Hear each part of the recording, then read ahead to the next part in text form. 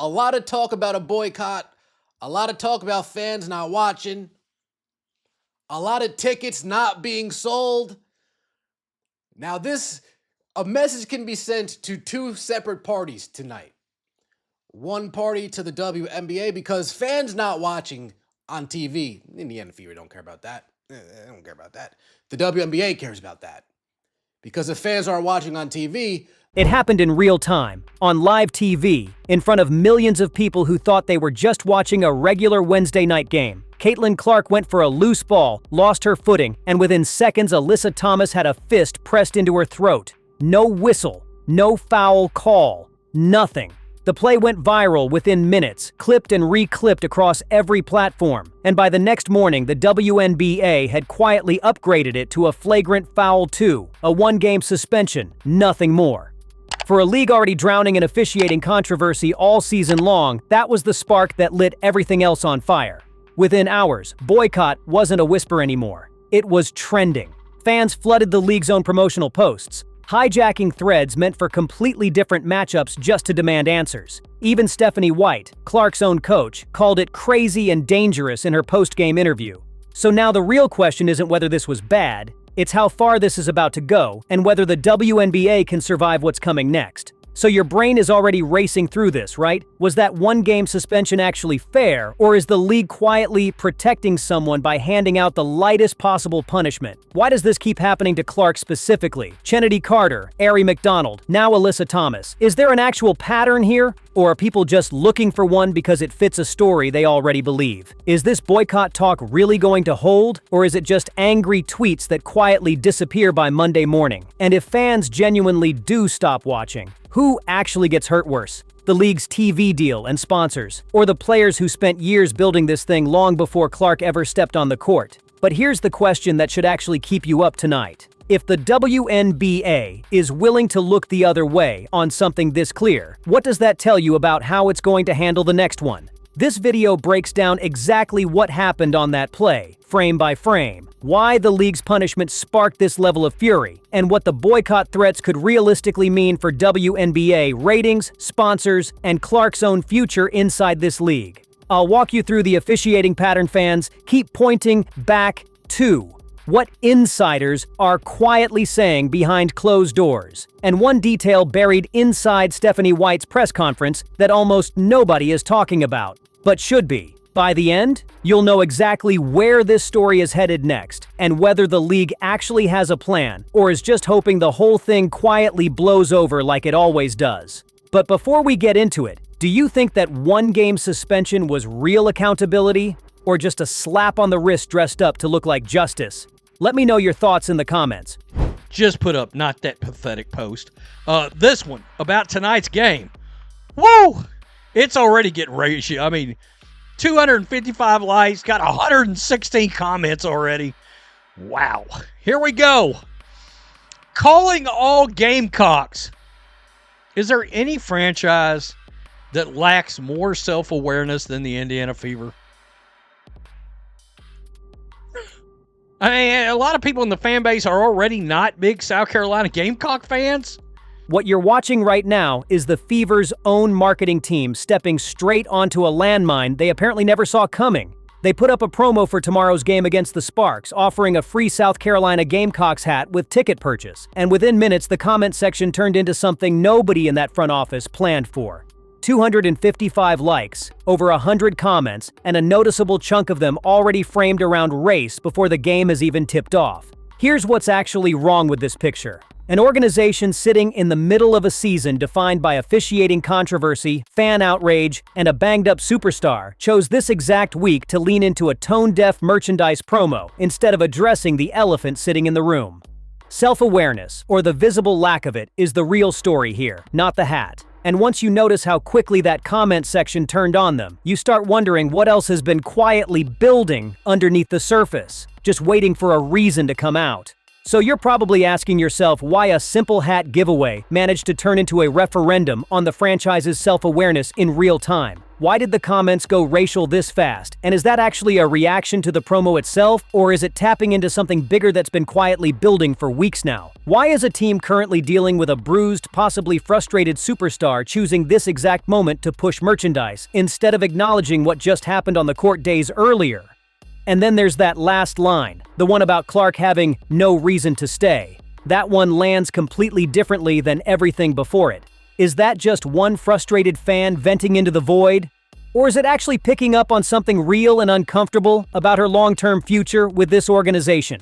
Because if even a small fraction of that sentiment turns out to be accurate, this stops being a bad week for the Fever and starts becoming something much harder to walk back. Wow. Thank you, WNBA, for taking the enjoyment away of watching Caitlin Clark play basketball. Well, I'll report that I'm not watching unless Caitlin is playing. Can we at least get an honest report about her overall health? People are worried. Here's the honest read on all of it. The timing of this promo was tone deaf, plain and simple, and it tells you the front office is either out of touch with how raw this fan base currently is, or they genuinely don't care enough to adjust their messaging during a crisis like this. The racial undertone showing up in the comments isn't coming out of nowhere either. It's been simmering underneath every Clark-related controversy all season long, and a careless promo like this one just handed people a convenient outlet to let it out. As for that "no reason to stay" comment, treat it as a signal worth keeping an eye on, not a guarantee of anything yet. Front offices that consistently mishandle moments like this don't usually lose their stars over one bad post. They lose them over a pattern that nobody addressed in time, and that exact pattern is what the next clip starts to expose, piece by piece. A Fever, tonight might be the night where they've effed around and where they're going to find out. Tonight, a lot of talk about a boycott, a lot of talk about fans not watching, a lot of tickets not being sold. Now a message can be sent to two separate parties tonight. One party to the WNBA, because fans not watching on TV, Indiana Fever don't care about that. They don't care about that. The WNBA cares about that. Because if fans aren't watching on TV, the broadcast networks cares about that. And if the broadcast networks care, if they care, well, when it's time to renegotiate the new media deal, they're not going to be so willing to fork up money. There's a real breakdown happening here, and it's honestly the most coherent argument anyone has made all week about why this boycott talk actually matters beyond just angry tweets. The framing is sharp, splitting the impact into two completely separate targets instead of treating this like one vague, generic protest. One message hits the WNBA directly through television ratings, which eventually trickles down into media rights negotiations down the line. The other message hits the Indiana Fever directly through empty seats, lost parking revenue, lost concessions, and lost merchandise sales on game night itself. That distinction is the part most fan reactions completely miss, because most people are simply yelling boycott without ever thinking through which entity actually feels that pain first, or feels it at all. What's genuinely right here is the patience to separate cause from effect instead of lumping everything together into one big emotional outburst. But it also raises a much bigger question about whether either of these pressure points is realistic enough to actually move the needle in any meaningful way. So now you're probably sitting there wondering, does a single night of empty seats actually scare a league that's been riding record growth and record attendance for 2 straight years now? Is the Fever's front office actually losing sleep over parking and merchandise revenue, or is that genuinely a drop in the bucket compared to everything Clark alone brings to the franchise's overall valuation? Can a TV ratings dip from one boycotted night even register by the time the next media rights negotiation actually rolls around years from now? And here's the question that really stings once it settles in. If fans genuinely stop watching non-Fever games like they're currently threatening to, does that actually hurt the WNBA as a whole, or does it just expose that the league's entire growth story was quietly built on the back of one single player the whole time? That last question alone is worth sticking around for, because the answer changes how you see everything else. If people don't watch tonight, that's going to hit the WNBA's pockets.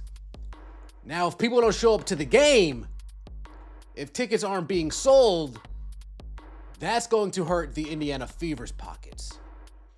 You got attendance, you got parking, you got merchandise, you got food and beverage. If people don't show up, the Indiana Fever's pockets will be. Here's the honest answer. One night of low ratings won't sink a media deal on its own, but a pattern stretched across an entire season absolutely will. And that's exactly the risk the league keeps flirting with right now, without seeming to fully grasp it. The Fever's box office losses from a single game are easily recoverable within a week or two. What isn't recoverable is the optics. The image of empty seats trending across social media every single time Clark sits out or gets hit again without a call going her way. That image compounds over time. It feeds the exact narrative that the league can't protect its biggest draw. And narratives like that are what actually move network executives, not one disappointing Tuesday night attendance number. The uncomfortable truth fans don't want to sit with is that this boycott only works if it's sustained, not symbolic. And whether it actually holds past one angry weekend is about to be put to the test.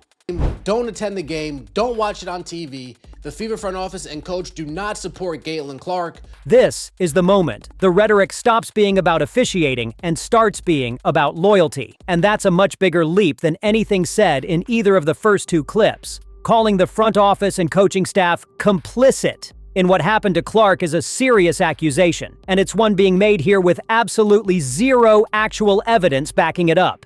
What's right about this moment is the underlying frustration driving it.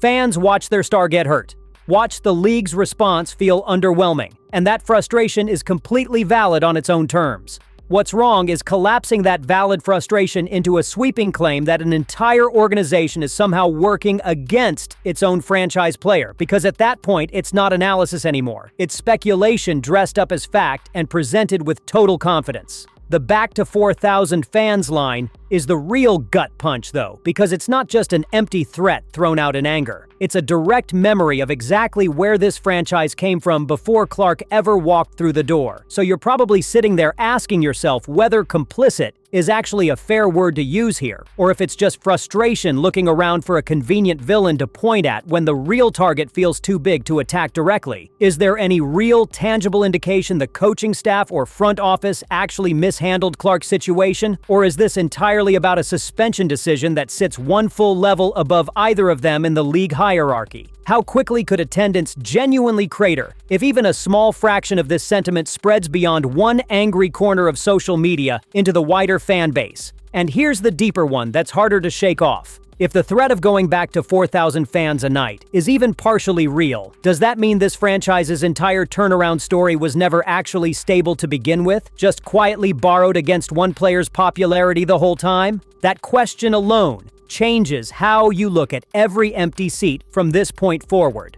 Caitlin is hurt because of this organization. They're complicit. Let them go back to the days of having 4,000 fans show up for their games. Wow.